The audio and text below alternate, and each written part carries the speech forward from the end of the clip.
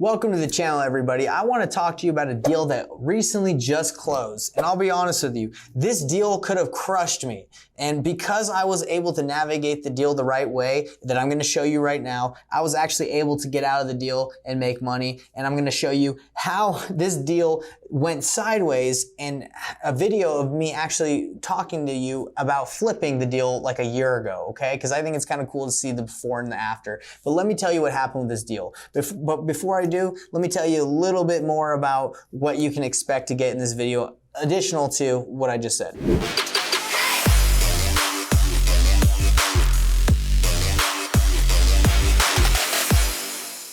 By the end of this video, you're going to find out exactly what properties you should be flipping, but what you should do, just like I did, that will get you out of a bad situation if you're able to manage it. Let's dive right into it. So this property, we bought this property about a year ago and we flipped it. Now we bought this property right before interest rates pretty much hiked up, and we bought it at a price probably at the top of the market. So once we flipped it, we actually bought it at a pretty good discount. But once we flipped it, the market was pretty cold here in Utah. A lot of people weren't making moves and people were just kind of waiting to see what happened with interest rates. So instead of taking a giant loss at that time or selling it just to get rid of it, what we did is, I don't know if you guys know about this, but you can, if it's like a BRRRR method, but you can, instead of just selling the property, listing it, selling immediately, you can take it down and BRRRR it, which means you refinance out of it, and you can do a rate and term, you can do a cash out refinance. But what we did is we just refinanced it and we waited until we could sell it, okay? And the reason why we did that is because if we would have sold it at that time about a year ago, we would have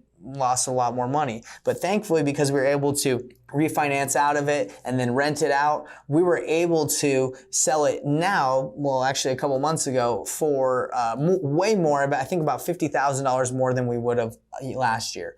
And we were able to, cover the mortgage, and the interest rates were pretty high, so it was kind of hard to cash flow. But thankfully, because we understood that model, or the ability to BRRRR, refinance, and get out of a property that way, if you are underwater, like that's what happened to a lot of people with the interest rates going up, we were able to make out okay. But the reason why I wanted to tell you guys this is because if you buy a property that is discounted, but the interest rates shoot up again, even worse, then the value is going to go down because people can afford less of a house. So just make sure when you're buying a house that you buy it at the right price. And again, I bought at the right price, but no one could have foreseen what was going to happen. Maybe some people would have been able to foresee it, but make sure that you can refinance out of it, that you're in a position where you can do a BRRRR or a rate and term refinance, and and then you can sell in the future. If you can keep it as a rental, that'll be the way to stop the bleeding. But some people, obviously, they can't afford to take down 10 or 15 flips they're doing at once. Luckily, we weren't doing that many flips at that time. So anyway,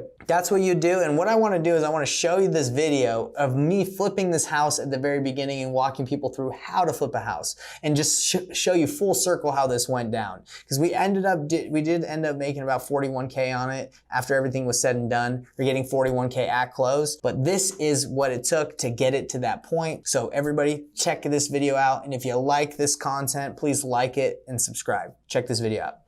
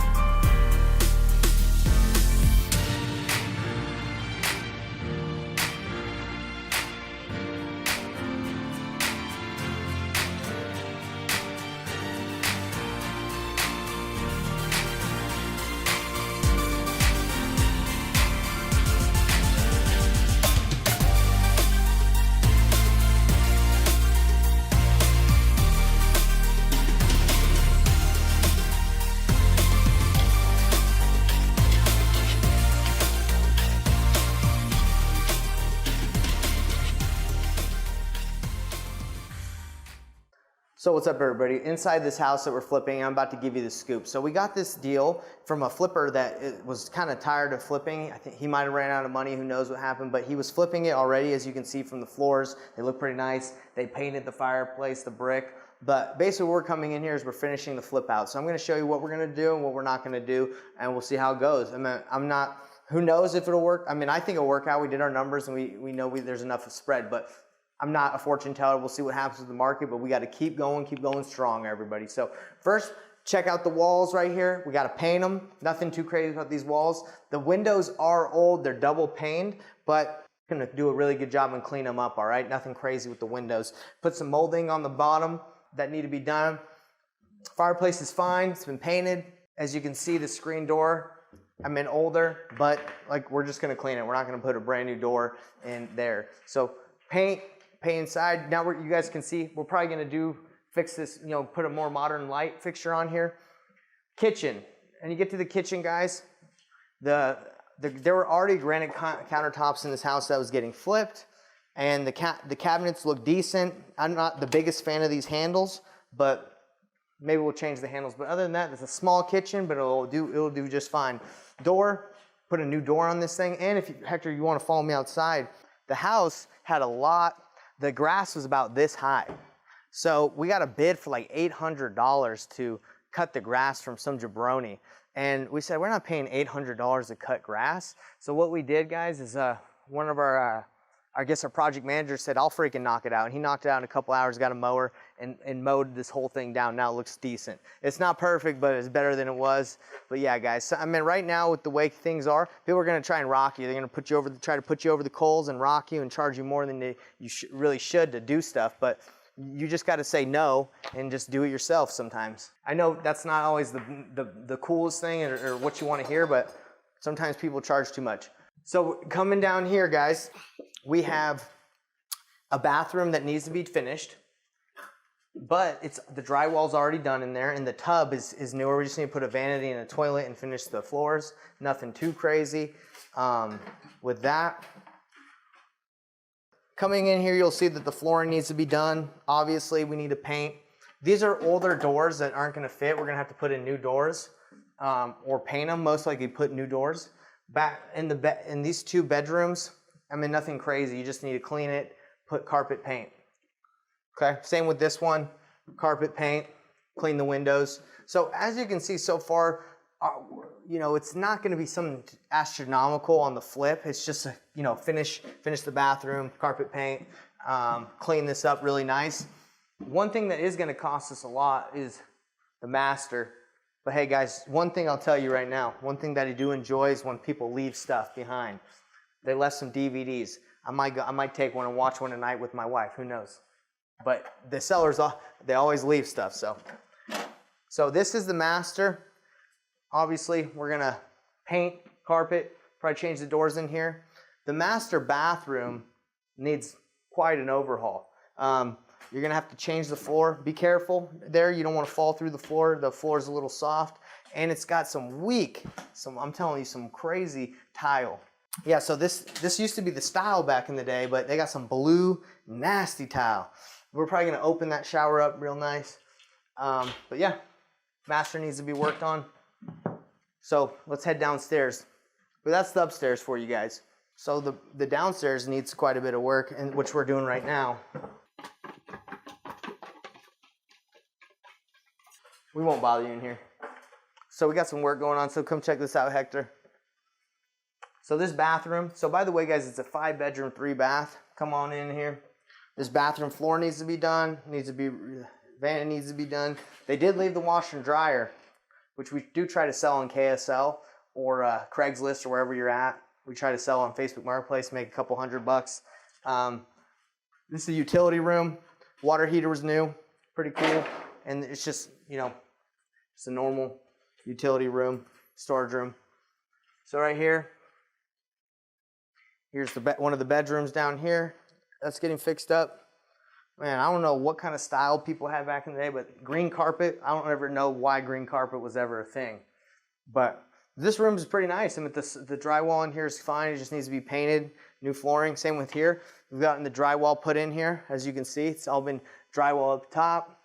Drywall just needs to be textured and painted. New flooring, paint the brick on the fireplace. It's a nice big room. So, and by the way, it used to have all this paneling. So Shane, our guy, did a really good job of getting rid of the paneling and putting drywall up again. As you can see, like I said, it's got the paneling, trash. So guys, this is the house. I mean, it ain't nothing sexy. You get a piece of trash house or a house that needs a lot of work, you flip it and you sell it, and that's how you make your money. So why, most people in this video probably are like, Nate, why didn't you just wholesale it? Why didn't you just, why didn't you wholesale? Why did you decide to flip it? And the reason why, guys, is because when we crunch our numbers, we have a deal calculator, deal analyzer calculator, where we run the numbers and say, okay, how much would we make if we wholesale this? Okay, how much would we make if we flip this? We ran the numbers, and a wholesale deal is looking like we're gonna make maybe 10, 15, 20,000 on this one, okay? 20,000 at most. And if we flip it, we're looking well beyond that, you know, of 50, 60 plus. So for us, we analyze it and say, okay, is the risk worth it? And we think it is, and we've done quite a few flips, and you know, we've done well since we run our numbers and you know, do a good job at analyzing it. So guys, you need to know how to wholesale, fix and flip, creative financing, novations. You need to know all your extra strategies so you can make as much as you can on the properties that you do get.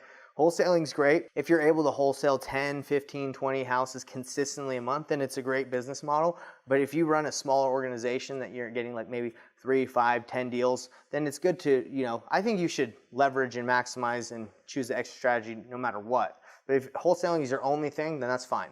But that's not what we do. If you want to learn how to wholesale, fix and flip, novations, creative financing, rentals, buy and hold, multi-units, if you want to learn that, then you know that's what we teach in our mastermind.